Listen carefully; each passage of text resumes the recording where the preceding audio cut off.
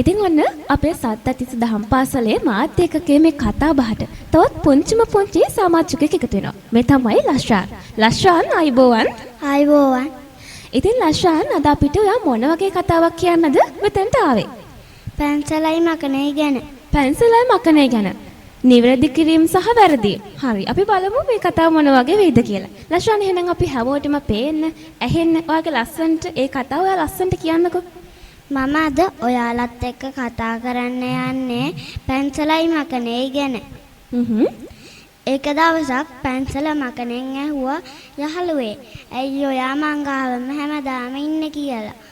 මකනේ උත්තර දුන්නා ඔයා වෙනුවෙන් මම මේ ලෝකේ ඉපදිලා ඉන්නේ. ඒ හින්දායි මම හැමදාම ඔයා ළඟ ඉන්නේ කියලා කිව්වා. ඔයා අකුරු ලියනකොට චිත්‍ර අඳිනකොට වැරදෙන හැම වෙලාවකම මම ළඟ ඉන්න ඕනේ හින්දා තමයි මම හැමදාම ළඟ ඉන්නේ කියලා කිව්වා. ඊට පස්සේ පැන්සල කිව්වා යහළුවේ ඔයාගේ අංගයේ කොටසක් ගෙවෙනවනේ ඒ හින්දා ඒ ගැන ඔයාට දුක නැද්ද කියලා. මකනේ කිව්වා යහළුවේ මම මේ ලෝකේ ඉන්නේ ඔයා වෙනුවෙන් කැපකිරීම කරන්න කියලා කිව්වා.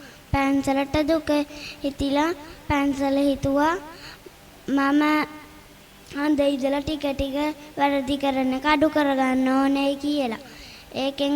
අපිට ගන්න පුළුවන් ප්‍රයෝජනය තමයි අපිටත් උදව් කරන අය වෙනුවෙන් අයට ආදරය කරන්න ඕනේ.